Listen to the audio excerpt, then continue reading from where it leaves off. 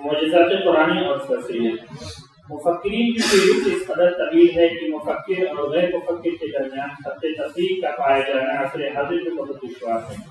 مولانا Abul Hasan Ali Nadwi, doctor اسرار احمد اور جاوید احمد غامدی مفکرین کی فہرست میں شامل ہیں۔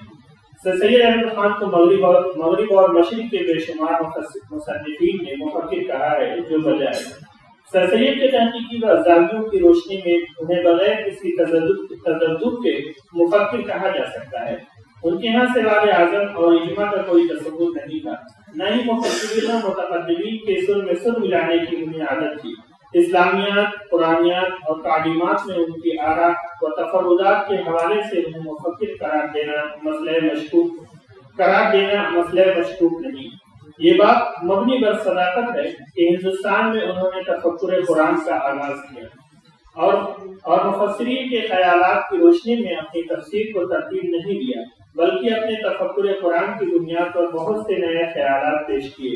ان جدید تصورات میں بعض پہلو ایسے ہیں جو اساسیت دین سے متصادم ہیں، جس کی تفصیل میں جانا یہاں ممکن نہیں۔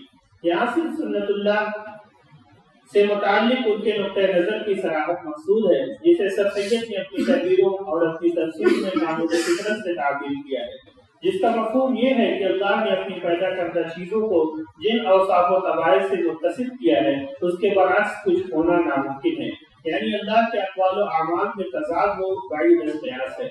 اس کی وجہ سے آپ کی تفسیر اور دیگر مباحث میں بہت سی بے احتیاطیاں در آئیں۔ سنت اللہ کی نامناسب تشریح کی وجہ سے سر سید نے مفردات القرآن کی بچکانہ تصریح کی ہے اور احادیث کی ترتیب میں پاس و لحاظ کی قدروں کا ذرہ برابر خیال نہیں کیا۔ سر سید نے ایک طویل بحث کی ہے کہ حضرت عیسیٰ بن باپ کے پیدا نہیں ہوئے۔ انہوں نے اپنی تائید میں مختلف اناجیل کو پیش کیا ہے، نیز مختلف عیسائی محققین کی تحریروں سے استناد کیا ہے۔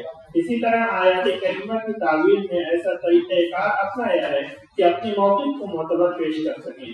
قرآن کریم کی آیات کریمہ کی توضیح میں سر سید نے مختلف آراء پیش کی ہیں۔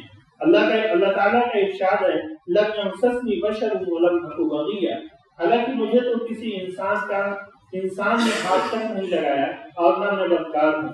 اس کے متعلق سر سید کا خیال ہے کہ یہ چیز ازدواج سے پہلے کی ہے، یعنی یوسف کے نکاح میں آنے سے قبل کی صورتحال ہے، جو حقیقت بھی ہے۔ اسی طرح حضرت عیسیٰ کے لیے جو قرآن کریم میں آیت للناس آیا ہوا ہے، اب اس سے حضرت عیسیٰ کی پیدائش کو معجزہ تصور کرنا مناسب نہیں ہے، کیونکہ آیت کا لفظ قرآن مجید میں فرعون، اصحاب کہف والرقیم، قوم نوح اور اصحاب سفینہ کے لیے بھی آیا ہے۔ اسی طرح قرآن کریم میں حضرت مریم کے لیے بکلمۃ من یا کلمۃ القاہا الی مریم آیا ہوا ہے۔ اس کا انتساب حضرت عیسیٰ کی جانب کرنا قطعاً مناسب نہیں ہے، کیونکہ کلمہ کا لفظ اللہ نے خود اپنے لیے بھی استعمال کیا ہے۔ سورہ اعراف میں ارشاد ربانی ہے، تمت کلمۃ ربک الحسنی علی بنی اسرائیل، آپ کے رب کا نیک وعدہ بنی اسرائیل کے حق میں ان کے صبر کی وجہ سے پورا ہو گیا۔ اسی طرح سورہ یونس میں کلمہ کا لفظ اللہ تعالیٰ کے لیے آیا ہے، وَكَذَلِكَ حَقَّتْ كَلِمَةُ رَبِّكَ عَلَى الَّذِينَ فَسَقُوا۔ اس طرح کلمہ سے امور محققہ مراد میں جو ہوئے یا ہونے والے ہیں۔ چنانچہ حضرت مسیح علیہ السلام کا حضرت ابراہیم علیہ السلام سے پیدا ہونا امر محقق اور امر معین ہے، اسی لیے ولادت حضرت عیسیٰ علیہ السلام کو لفظ کلمہ سے تعبیر کیا گیا ہے، لیکن اس سے انہیں بالباب کا بتانا مناسب نہیں ہے۔ حضرت مریم علیہ السلام کے لیے سورہ انبیاء میں والتی احسنت فرجها فنفخنا فیہا من روحنا وجعلناها وابنها آیۃ للعالمین۔ اس آیت کریمہ کی تفسیر میں سر سید کا خیال ہے کہ اس سے صرف آپ کی عفت مراد اور اس تہمت کا جواب جو ان کی عفت کو داغدار کرنے کی کوشش کی گئی تھی، جیسا کہ قرآن کریم میں دیگر مقامات پر محصنات غیر مصافحات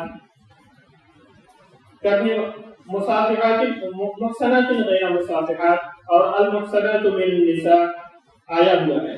سر سید کا خیال ہے کہ یہاں پر اس کا مفہوم احسن فرجها من كل رجل یا احسن فرجها من غیر زوجها ہے۔ سر سید کے مذکورہ تمام خیالات و استدلالات بے بنیاد ہیں، سب سے پہلی بات تو یہ ہے کہ حضرت مریم علیہ السلام کا کوئی شوہر ہوتا تو قرآن کریم جو حضرت مریم علیہ السلام کے اس قدر اوصاف و امتیازات بیان کر رہا ہے تو اس کا نام ضرور لیتا۔ ان پر اتہام عائد کیا گیا تو اس مناسبت سے ان کے تقدس کے پیش نظر ان کے شوہر کا ذکر ضرور کرتا۔ اسی طرح لم ينصفني بشر ولا کے متعلق سر سید کا یہ خیال درست نہیں، یہ چیز نکاح سے پہلے کی ہے، لیکن قرآن کریم میں اس کی کوئی شہادت نہیں ملتی، بلکہ یہ تو حضرت مریم علیہ السلام کا اس وقت اپنی عفت کا حوالہ دیا جب اللہ کے فرستادہ نے ان سے کہا قالت انا رسول ربک لأہب لک غلاما زکیا۔ اس زمن میں سر سید کے یہ کہنا ہے کہ حضرت مریم علیہ السلام کا یہ فرمودہ نکاح سے پہلے کا تھا بالکل لاتعلق ہے۔ اسی طرح حضرت عیسیٰ علیہ السلام کو جو آیت للناس کہا گیا اس تعلق سے آیت کو عام مفہوم میں لینا قطعاً موضوع نہیں، کیونکہ اس سے قبل جب بالباپ کے لڑکا دینے کی بات کہی گئی تب انہوں نے اپنی عفت کا حوالہ دیا اور فرمایا کہ میں ایک محسنہ ہوں۔ سر سید نے اپنے مقصد کی تعریف کے لیے تعریف کا طریقہ کار اپنایا ہے، یہی وجہ ہے کہ انہوں نے آیت کا عمومی مفہوم اخذ کیا۔ اسی طرح حضرت عیسیٰ علیہ السلام کے لیے قرآن کریم میں جو کلمہ اور روح کے بھی لفظ آئے ہوئے ہیں انہیں بھی عام معنی میں لینا اور یہ کہنا کہ کلمہ کا لفظ قرآن کریم میں بار بار آیا ہے اور یہاں اسے مخصوص مفہوم میں لینا مناسب نہیں۔ یہ وہی کہہ سکتا ہے جو نظم قرآن کا قائل نہ ہو اور روح کے تعلق سے یہ خیال مبنی پر حقیقت نہیں ہے۔ یہ لفظ جانور اور انسان سب کے لیے مستعمل ہے، یہ تو حقیقت ہے، لیکن روح کہیں جان کے لیے، کہیں وحی کے لیے، کہیں حضرت جبرائیل علیہ السلام کے لیے اور کہیں روح اس خاص مفہوم میں جسے حضرت مریم علیہ السلام سرفراز میں جو رحمت ربانی اور عطیہ رحمانی ہے جسے قرآن کریم نے غلام زکیہ کا نام دیا ہے۔ سر سید کے تمام استدلالات استناد سے عاری ہیں۔ معجزات کے انکار میں سر سید نے بڑی دیدہ دلیری اور بے حسی کا ثبوت دیا ہے جس کی وضاحت آپ کے رسالہ تحریر کی اصول تفسیر میں موجود ہے۔ وہ کسی ایسی چیز کو تسلیم کرنے کو تیار نہیں جو فطرت انسانی سے تفوق ہو۔ ان کے یہاں دنیا کی کوئی چیز سنت اللہ سے درکرار نہیں ہو سکتی، جس کی وجہ سے اگر کوئی چیز عام عادات سے بگڑ ہے تو سر سید اسے کسی بھی طرح تسلیم کرنے کو تیار نہیں۔ اس کی تعبیر میں وہ تمام حقائق سے چشمپوشی برتتے ہیں، الفاظ کی منمانی تعبیر کرتے ہیں۔ یہ بات معروف ہے کہ سر سید نے فرشتوں کے وجود سے انکار کیا ہے، انہیں تو یہ بھی قبول نہیں کہ روح القدس نامی کوئی چیز ہے جس کے توسط سے وحی آپ صلی اللہ علیہ وسلم تک آتی تھی۔ اس لیے جب انہوں نے ان کے وجود ہی سے انکار کر دیا تو پھر کیوں کر ان کی کارکردگی تسلیم کریں گے؟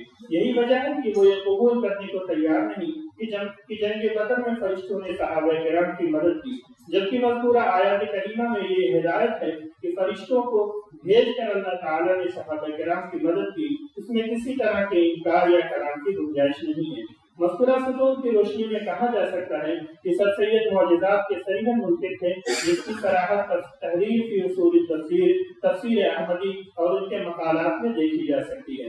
سر سید کے اس نقطۂ نظر کے ذوق و سطحیت کی جانب حال ہی نے حیات جاوید میں اشارہ کیا ہے۔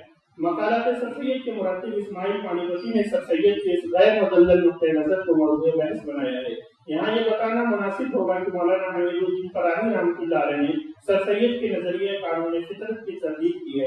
اس کے علاوہ بے شمار محققین و مفسرین نے سر سید کے اس بے بنیاد نقطۂ نظر کو حدت تحقیق بنایا ہے۔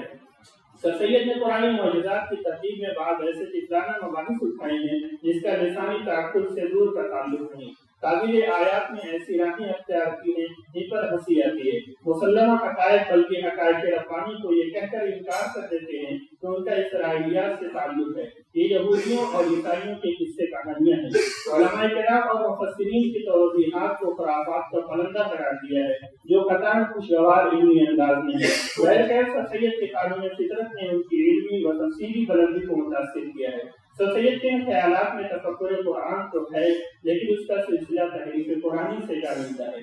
سر سید کے بے شمار تفسیری محاسن ہیں لیکن نظریہ قانون فطرت نے انہیں داغدار کر دیا ہے۔ اگر ایسا نہ ہوتا تو انہیں ہندوستان میں فہم قرآن کا بانی قرار دیا جاتا۔ راقی کا خیال ہے کہ ان کی تفسیر اور دیگر تحریروں میں بہت سے تفسیری خصائص موجود ہیں۔ اس کے مطالعہ سے انسان کے اندر تدبر قرآن کے فطری عناصر نمو پاتے ہیں، لیکن بہت سے ایسے تفسیری پہلو ہیں جو ان کی فطری بلندیوں پر پردہ ڈال دیتے ہیں۔ انہیں میں معجزات کا انکار بھی ہے۔